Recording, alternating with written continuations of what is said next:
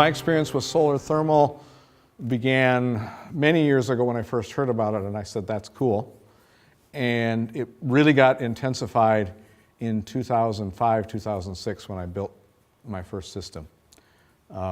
And have since done, depending on how you count it, 5 or 6 more, and done some research on it and really got to know. So one of my first tasks tonight in the next half hour or so, the first part of it, is to tell you what solar thermal is. And again, I might be telling you something you already know, but I hope I'm going to fill you in on some background here. If we think about what we use as energy, this was a snapshot nationally of our energy use, household energy use, or residential, and it's probably a little skewed nationally, but what I want you to think about is this space heating and water heating section. That's thermal energy, heat, warmth. Add a little space cooling, that's also thermal. It's the movement of heat in our households. So if you add all these things together, and probably in Minnesota this is a little smaller, and this is a little bigger, but you're seeing that half of our residential energy is some form of thermal energy. And what solar thermal is about is saying, how's the best way to get that? So you have these collectors that we talk about. You have some way of collecting the heat with those, and we're actually using the greenhouse effect. I'll talk about that a little bit more. The same thing that made your car hot today when the sun came out. That's how it's working. Energy transfer, we got to move that heat to where we want it. Today you didn't want it in your car, you would rather have it outside. Come January, you want to get all that heat inside. The sun shines during the day. We'd like to have the heat all day, so we try and store it, and then we got to get it to where we want it. And so those are the general features of a solar thermal system, a system that directly captures the sun's heat for our use, rather than turning it into some other form of energy. One of the simplest ways to do this, if you live in the right climate, is a batch collector, a tank. I once lived for 3 years with a shower house with a black tank on it, just a black barrel. And if I remembered to take my shower at about an hour before sundown, I never had a cold bath. But we usually try and save that, and we like to collect a little bit more, so a batch collector might have some glazing on it. Now, in our climate, what's the problem with a batch collector? A tank on the roof. Freezing in the winter. Yeah, it gets cold in the winter, and it's really hard to keep that warm enough. If it only got down to 32 for a few brief moments, yeah, we could get away with it. So what we have now, and these are a couple different types you're seeing on the roof, evacuated tube, but the most common is something that is essentially a glass box, or a box with a glass cover. And inside it is a flat surface with pipes, and just like your car, it gets really hot in here. And kind of in a reverse radiator effect, the water flows through, picks up that heat, and moves it to where we want it to. That is a solar thermal collector in its most basic, most common, most incredibly reliable form, and actually quite high performing. In the right conditions, you can see average efficiencies of 30 to 40% collection, and sometimes in certain conditions, it'll capture 70% of the sun's energy as heat. So I just went through these. I won't spend any time on this. Just to note that down here is where the rubber hits the road for Minnesota. We have to have some way of protecting that on those cold winter nights when it'll drop to 10, 20, on a rare occasion down here, 30 below, but it does happen. I grew up just south of the border in south central Minnesota, and I've seen 30 below in even that far south. So we have a couple different approaches to keeping us from freezing. One of which is drain back, and what that does is just at night you drain the collectors. There's an automatic way to do that. Pulls the water back inside the heated space, leaves the collector sitting high and dry. Can freeze all at once, but there's no liquid in there to freeze. And then the other way is to use some kind of antifreeze and then transfer that heat to the water because we don't want to take a bath in or drink or put in our cooking in the antifreeze, so we put in a heat exchanger to transfer that heat over. The quickest way to talk about what that looks like is to look at this sketch. This is how you put it all together. This is from a Wisconsin author, Bill Ramlow, who's done a lot of work on solar thermal systems.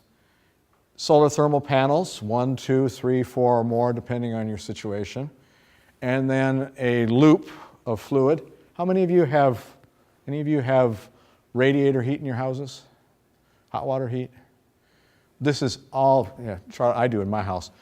This is all the same kind of technology that's used to run hot water through a radiator, except we're kind of running it in reverse because the sun's shining up here, the pump pumps the fluid around, which is an antifreeze, heats the water, brings it back here, and then we use this heat exchanger to transfer it to our clean water, our domestic water. Questions so far? Am I making sense? Staying clear? Good. So that was the first section, just sort of what solar thermal is. There's going to be some other questions I hope you'll come up with as you go along, but the key point here is we are able to take that sun shining on a surface, find a way to bring the heat in, that's the greenhouse effect, it comes through the glass and doesn't get out, get something hotter than the air temperature, to quite frankly a lot hotter. If you don't run water through these collectors, they will stagnate or reach their peak high temperature at temperatures over the boiling point. So you can get really hot if you want. And then we're able to move that heat by passing water through into our houses and use it for purposes we want. So that leads us to what do we want to do with it? Well, there are many things you can do with that heat.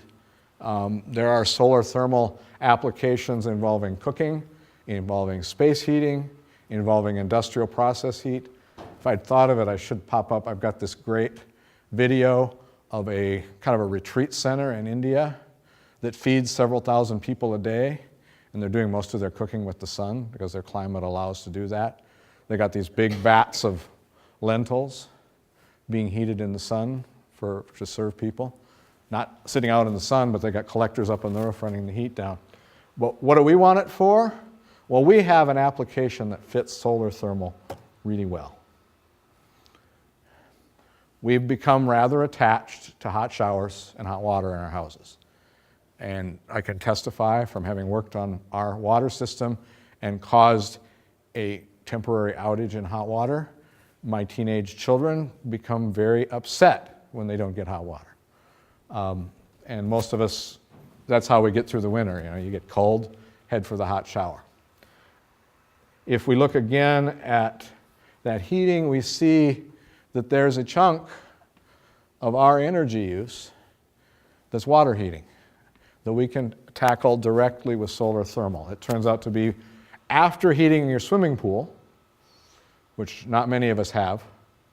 But if you have a swimming pool, you should think about this. The best application for solar thermal is heating pools. It works really well. But after that, water heating is the best application. And since I would bet that everybody here has a water heater and not everybody here has a swimming pool, we're going to work on the solar water heating. As I said, I did my first system in 2006. It was on my house in Kentucky. I was living in Kentucky. Little did I know that 6 months later I'd get to move back to Minnesota. Six to 8 months later, that was a surprise just after I finished this. And I verified something that's a rule of thumb out there, that if I take two panels like this and I take a typical house of 4 or 5 people and I get this oriented somewhere near true south with protection from shading, so it's got full sun between about 9 a.m. and 3 p.m.,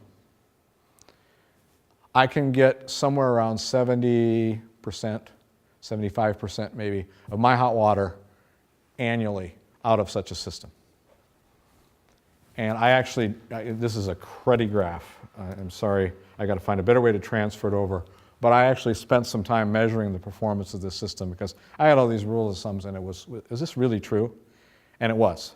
I was getting, actually, at this point, this was November when I did this, where the sun gets kind of poor, I was probably getting over 50%, more like 60% of my hot water. Each day you're seeing the water temperature going up. These are some of the other temperatures in the system, and then I'm losing some heat, and I'm also drawing it out.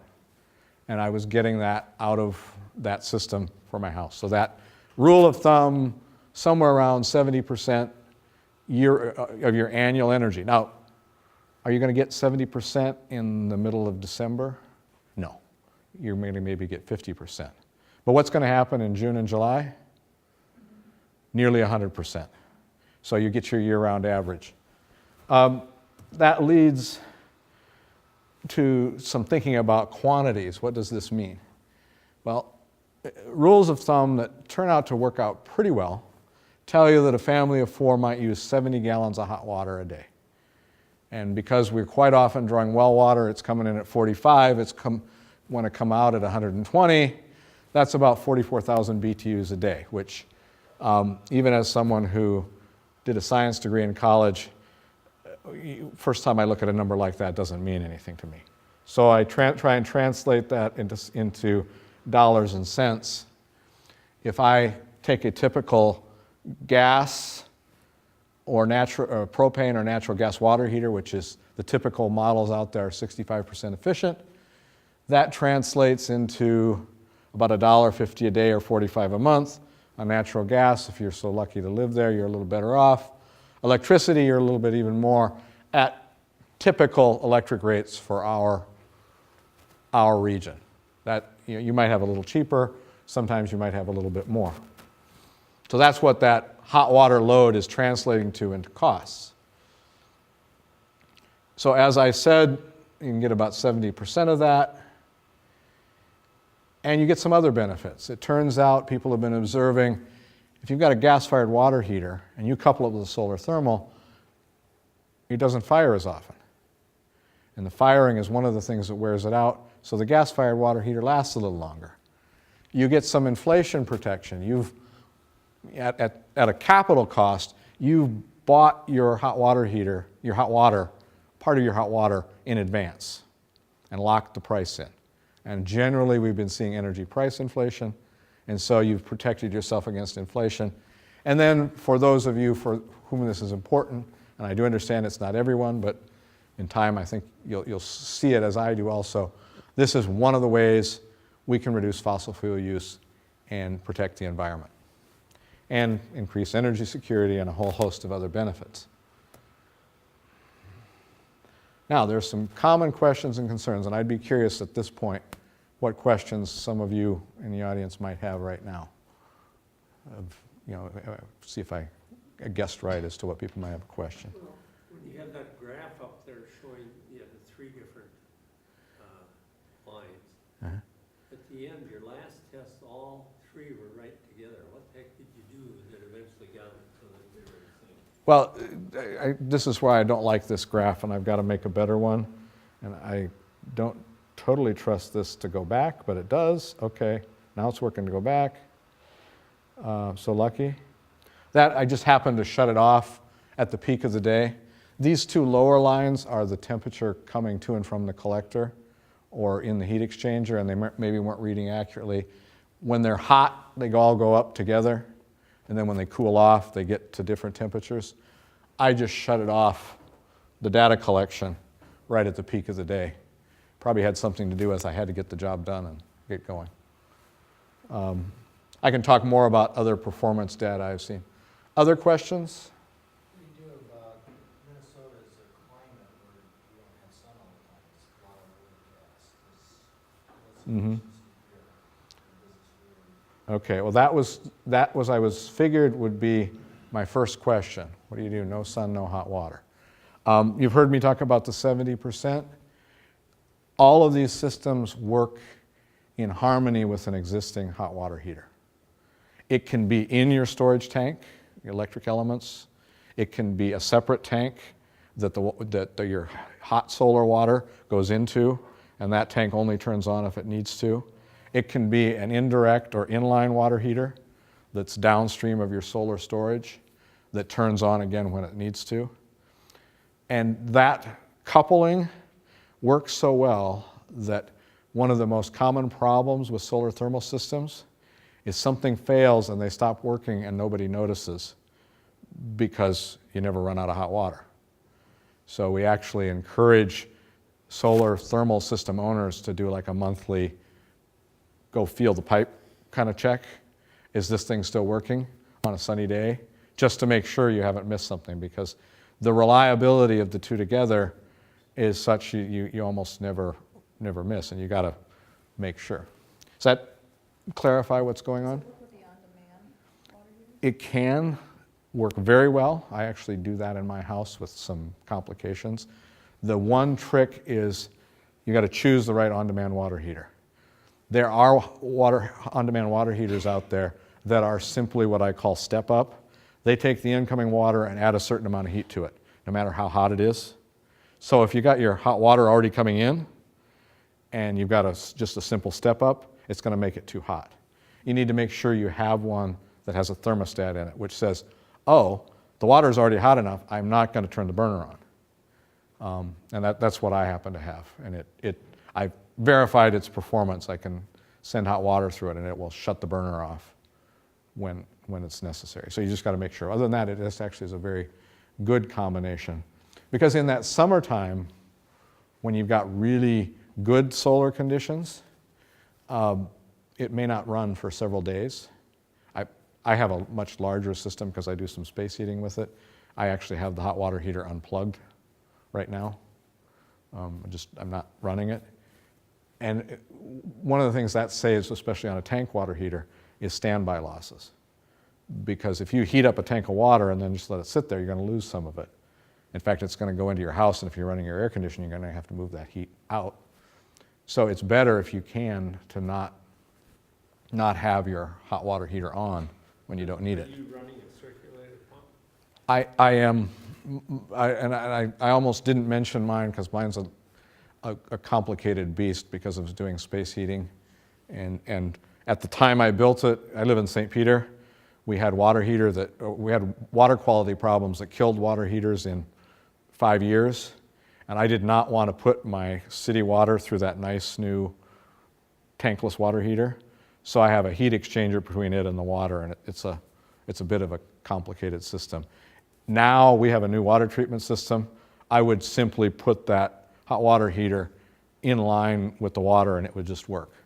But at the time that I did it, I didn't know they were going to put in a new water treatment plant. So, other questions?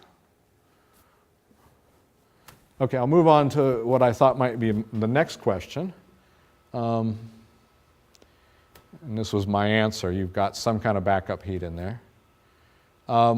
Is usually this question, is this worthwhile? Is this, there is always the environmental benefit, but the question is, how much did I pay for the environmental benefit? And could I have gotten the environmental benefit in a better way? Well, it turns out, in the case particularly of propane and electric water heaters, you get the environmental benefit and you get paid for it. This costs less than having the regular water heater. And in fact, as an investment, which maybe is not the best way to think about a household appliance, we usually want the service, not the investment.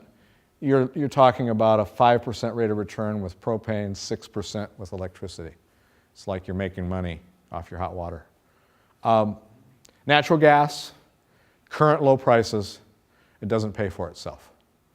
Right now, it looks like natural gas prices are going to stay low for a while, but I recently saw an article that talked about the industry, the natural gas industry's ability to predict natural gas prices. And if you go back and look at predictions over the years, they're really bad. Their predictions don't come true. And so is natural gas going to stay where it is? Some people think right now with the fracking, the supply, yes it is. I don't think it's going to get any lower because we're already at the point where fracking doesn't pay for itself. And so we've hit the bottom probably now. And then the question is, as we switch natural gas to generating electricity, and a lot of proposals out there for trucking fleets to run off natural gas, will the price start bouncing back up? See what happens. I will not make any predictions. I think reading the statistics, I've learned my lesson. I have a couple smart aleck comments here. Dealt with one of those. What do you think future costs of energy will be? I think given population pressure, probably higher. We'll see some ups and downs. So that inflation protection becomes really important. And then to those people who say it doesn't pay or it's not even 6% is not a worthwhile investment, I would say that not many people calculate payback on their snowmobile, their SUV, many things. Hot water is a service we want, and the question is what are we paying for in the long term for that service? Where do we get the best value? And I'll let you figure that out. There are many different ways to answer that. That said, I still do the payback calculations and try and figure it out. Now, I want to shift gears to what I suspect is probably another common question. I know it is for some people. Have any of you sitting here had concern about aesthetics? How this looks? What does it look like? Okay, that is a valid concern. I've taken an attitude, I'm kind of solar proud. If to get the best sun, my collectors have to stand up, well, that's a part of life. But I know for some people that's an issue. And so as we think about what's it going to look like, I'm really happy about what Laura and the other people at MRES has put together with this bulk buy program, because we have many different ways solar thermal collectors can look. You're seeing some of them here that I've been associated with, some of them more aesthetically pleasing, I think, than others. This one, even though it's not nicely tidy on the roof, is probably aesthetically pleasing, but the flowers have something to do with that. This one turned out nicely because it fit into the barn really well. These two, they're a little more sticking up there in people's faces, probably not so good. The nice thing is this Velux system that we're looking at for the solar thermal water heating looks a lot like a skylight. In fact, Velux is a skylight maker. They also make skylights. So they know how to integrate these into a roof and make it look just like a window. Now, not every roof is going to work for that, particularly if you've got a shallow slope. We got this thing called snow. We'd like the snow to go off. So we do also have the option of mounting it more vertically so the snow clears off. We've got the choices. But I'm quite happy with this product, thinking about the aesthetic issues. And then there's the part you don't see. It's not obvious from the street. Somewhere in your house, probably not in your garage as it shows here because our garages get cold in the wintertime, but in your basement you'll have a tank and the associated plumbing that goes with this. And you may have your second or existing water heater to go with this because you can make the system a little more efficient. So if I'm installing a solar water heater and I already have a good water heater, I'm going to combine the two and use that storage to make my system perform more efficiently. That said, you can also do it with one tank, depending on your space requirements. Pardon?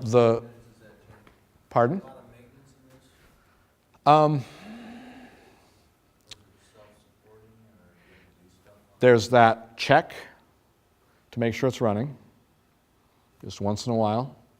And then in most situations, have some of the installers help me out. I know what I've done with my own systems. There is, after a couple of years, you want to check the antifreeze for its stability. If it should get overheated, it can become acidic. The truth of it is, though, if you've designed the system properly, the antifreeze probably will go 5 to 10 years. I mentioned, I think it was Ramlo, the guy who wrote this book. He has a system, he's had the same antifreeze in for 30 years. He checks it, you do a check for its acidity, and it's still fine. So that, and then after that, it's the standard plumbing things. You're seeing a leak, somebody did some bad plumbing somewhere in your system. Probably then the two most likely components to fail, and these are not common problems, would be there's a controller that decides when to turn it off and on. Hot sun, cold water, turn the pumps on. Those controllers do occasionally fail. I rehabbed an old system last winter and the controller had failed. I was actually able to get it repaired even after 20 years. And then occasionally a pump will go. You'll have a pump, the statistical rate of failure is low, but once in a while manufacturing defect shows up 10 years later. So those are the most common issues outside of all the usual things with plumbing. If someone in your house didn't get a plumbing connection right, you get a leak. And then there are some standard water heater issues depending on your water quality. How many people here have ever heard of the sacrificial anode? A few of you. Most water heaters have this thing called the sacrificial anode, whose purpose is to deal with electrochemical effects and degrade over time, and then you replace it. That will still be an issue with some of these water heaters, but that's no different than the regular water heater. Just something that has to have some attention to depending on your water quality. What's the optimal pitch of the roof for the collectors? I live in a townhome, and if it looked like skylight, it would probably be accepted by the association. If it had to be mounted at a different angle. Yeah, you run into some issues with your home. I would prefer something like a 45 in this climate. I'm pretty confident you'd get some slide off. My first 2 years living in St. Peter, I just said, doesn't matter, because we got high enough winds, snow never stayed on the roof. But we have had actually the last 2 years, I would say probably in southern Minnesota, exceptional conditions where we had snow staying on the roof. I had 2 feet last winter, and it was not moving. I went up there to try to push some of it off once, and it was going to take a lot of work to get it off. If you've got the 45, you can actually get some heating in that panel. Actually, you can play a little trick. You can turn your pump on for a minute.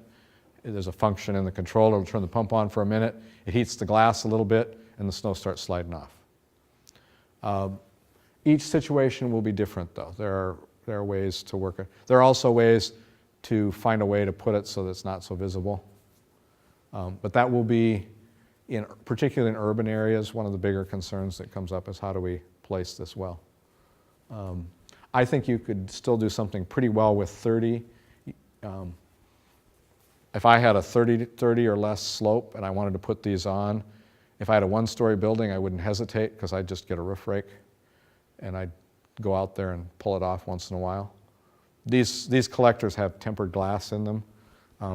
One manufacturer I know is quite proud of the fact on its tours it takes people in and it stands 4 or 5 people on the collector and have them jump up and down a little bit. It's good, strong tempered glass. So you don't need to feel any concern about taking a roof rake up there and gently pulling the snow. I do, just give it a knock. They're tough. They really are.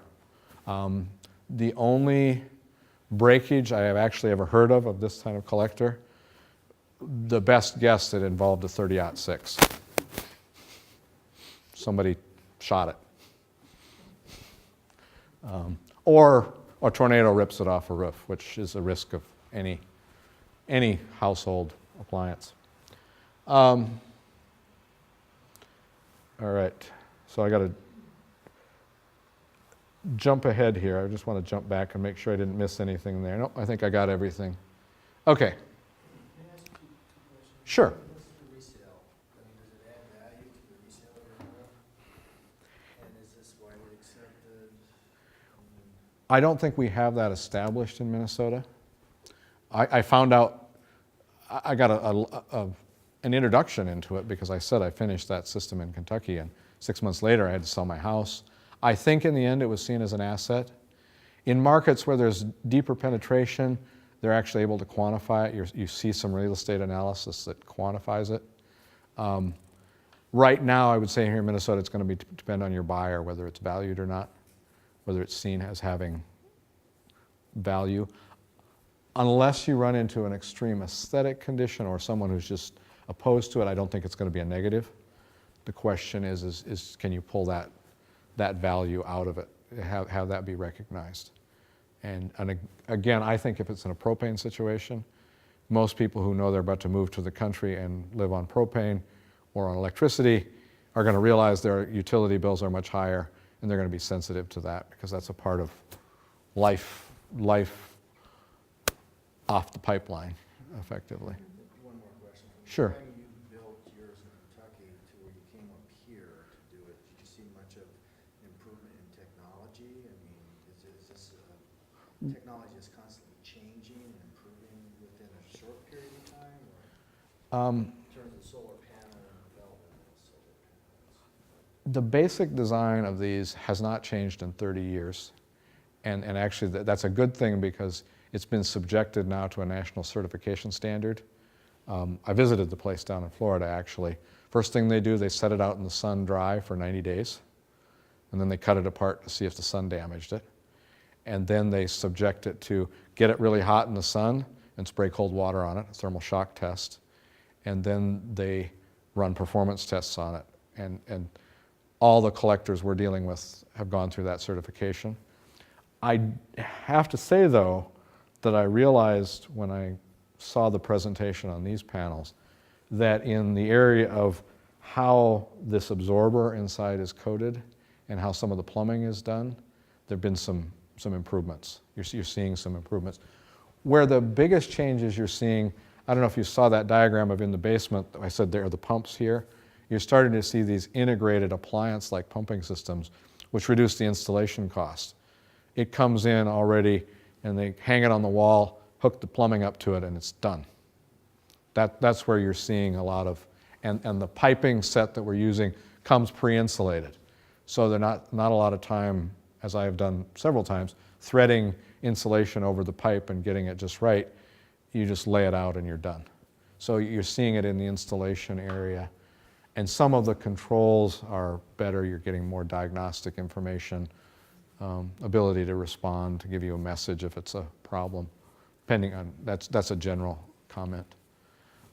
The other area, we didn't go here because they are not much better performing for just hot water heating, is you have these evacuated tube collectors that are tubes.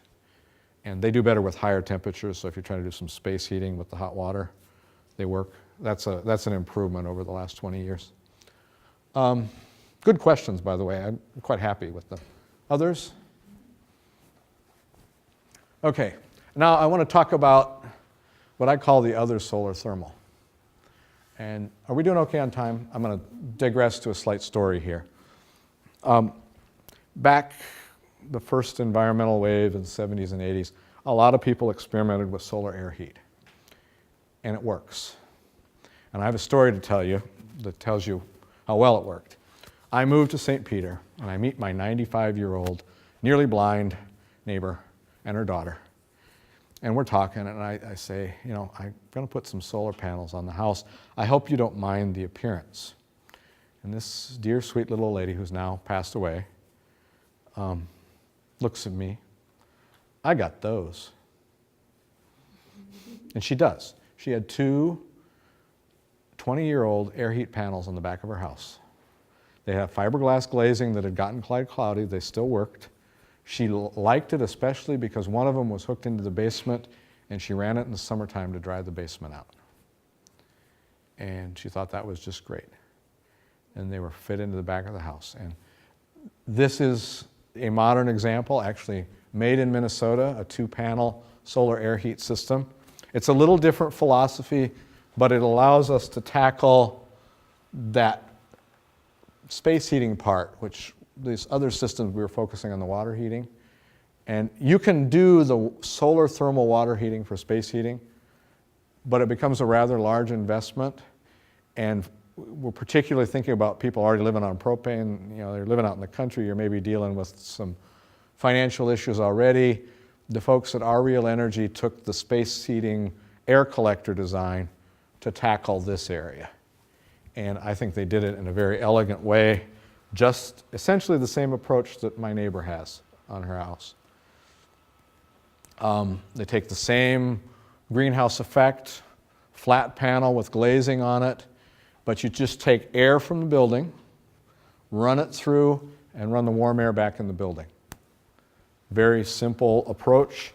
Looks like this in application. These are not to scale. The differential controller is probably a box like this, and the panel is probably 4x6. It's got a small, low-speed fan. If any of you have a radon mitigation system in your house, it's a very similar kind of fan. Very low power, low noise. Don't know they're there. Now, what you don't see is any storage. This is a system size to catch that daytime load. It's 20 below outside and sunny. This system is putting heat in your house. Your furnace doesn't need to run when this is doing. So you're taking some fraction of the load off, which if you're, again, on that expensive propane or electricity, is a pretty worthwhile fraction. It's got great potential. A 2-panel system under this program, if we meet our bulk buy, is about $6,500. And a conservative estimate is it pays back in about 15 or 20 years. I think it might do better than that. I don't have as much experience with these, so I kind of had to look at what was out there. And it might do better in a house that's already fairly efficient. But I know less about hard numbers on performance. I just know that anyone who uses them finds they make a difference. So that's the other one that we've got going in there. I wish I could give you more hard numbers on that, but I'm still learning. I would actually have one on my house, but you'll notice they've got them vertically on the wall. That cuts down the heat damage, which isn't much, but they want to keep the collectors cooler during the summer, and the sun's high then. I don't have a good south-facing wall to put it on because my neighbor's right next to me. Otherwise, I probably would have tried one because I think it could make a real difference in my situation. That's kind of my formal remarks. I'll take any more questions and then turn it over to Laura. There are technology questions. And a shout out to some of our installers here too. If you think I've missed an important technical detail, let me know, because I left things in, put things out, and I probably don't know everything either.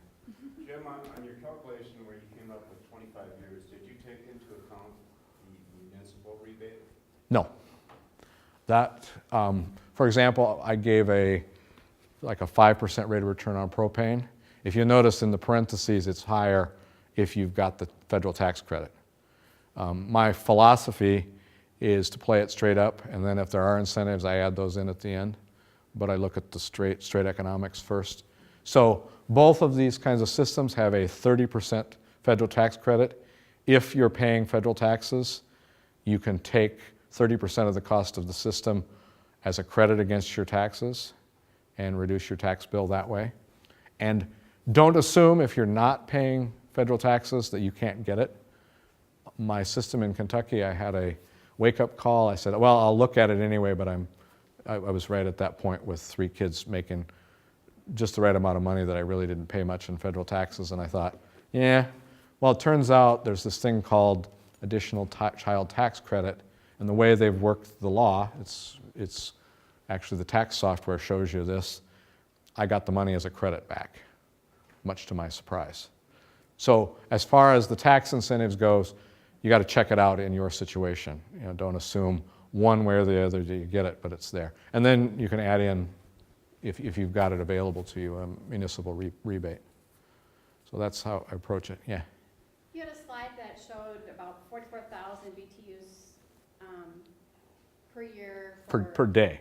Oh, per day. That was Per day, okay. Yeah. Is there, so that was just for the hot water heating for domestic use, not for any space heating? Not for any space heating. Is there solar systems in this bulk purchase program, what the applications would be. We're gonna have some that are larger, maybe more Yeah. panels, and some that are smaller. Yeah. The answer is yes. Actually, the numbers behind that sizing is you actually start with how much water you use. So if you got a house with 8 people, that water use number goes up, and it actually works out quite well. You then size your storage to match the daily use, and then there's a ratio of how many square feet of collector per gallon of storage. And that's both based on the economics, but it also helps avoid summer overheating. There's a sizing rule of thumb, and it's remarkably robust to use that sizing. It works pretty well. You get a little bit off if you're, obviously if it says 2.5 panels, well, you got a choice, 2 or 3. It's harder to get half panels, although they have some varied sizes. Sometimes you can go with 3 of a smaller size and get closer. Now, this picture you have here, I have 2 different kinds of panels. Yep. What are they? This is a flat plate, very similar to this, a little bit different design, but probably not quite as high in performance, but close. And these are evacuated tubes. I'm actually running, this is my office. I get a pretty cushy office, huh? I know I don't get the whole building to myself, sorry. I get one little corner of it. I'm actually running those two in a side-by-side comparison, and hopefully I've had a little delay in getting the data collection going, but I'm hoping to compare the 2 collectors. There's actually very little hot water load in this building, so we're using it for space heating. And I work at a college, so I can take students up, they can touch it. I got some great pictures of little kids up there looking at the collectors, talking about it. It's just a good educational opportunity. And thanks to our physical plant folks, it turned out looking pretty good. That and the people who planted the flowers. So, it's a good picture. I didn't want to waste it. Yeah. There are panels outside here too we can go look at when we're done, so, Yeah. both kinds. So how complicated and practical is it to tie it into existing homes and their heating system? Here, there are challenges, quite often overcomable, but sort of listing in the things you check first. Laura will talk to you about a solar site assessment. One of the first questions that is do you have that solar window that looks at the sun? Can you put the panels somewhere where they'll see the sun for enough time during the day to be worthwhile? And then can you get the pipes down to where they need to be? That varies widely with house. Some extremely simple, some more complicated. That site assessment is attended. That site assessment is done by an independent person with the goal, if it doesn't make sense, somebody's going to tell you. Because it has happened. People have put these panels on the north side of a house. It has happened. And there's also the case of someone installing them who got the Australian directions.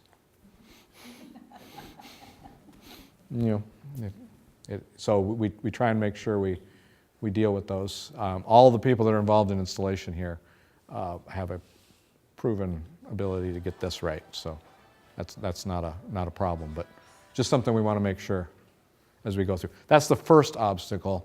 Then, we might look at your house and say, before you spend this money, you were either going to have to replace your water heater with this one because it's about ready to leak and go. You'd be attaching new equipment to old equipment that's about to wear out. You need to think about that. We'll probably also make some suggestions. I don't know whether the site assessors do this about conservation. I mean, the better deal than all of this is if you can save water. So a low flow shower head, if it's warranted, might be suggested because that reduces the hot water you use. If you're running your hot water heater at 140 degrees, not only is that probably unsafe, but so it becomes a questions of infrastructure, and if our assessor sees, there's really something you should do first, we might say that. But And your statistics are based based on a family of 4? Those statistics are. That will be one of the questions the site assessor will ask, is how many people do you expect to be living in this house, not just now, but 5, 10 years down the road. And I can tell you, it absolutely makes a difference. I built my system in St. Peter with preteen children. 2 years later, the shower use rocketed. And sometimes in the morning, the shower was running for 45 minutes. It's pretty amazing. So, yeah, we try and match the conditions. I used a typical case. I didn't use 2.2 children. Well, thank you. It's time for you to find out about the program, and I'll be around afterwards if there are questions.